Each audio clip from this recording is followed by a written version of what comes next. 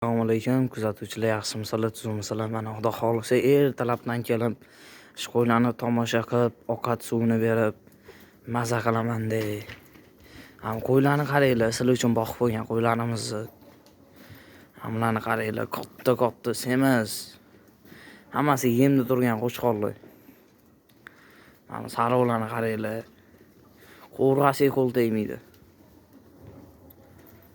Bitta malishlarimiz ham bor. Ishqozlarga olib kelib qo'yganmiz. Mana.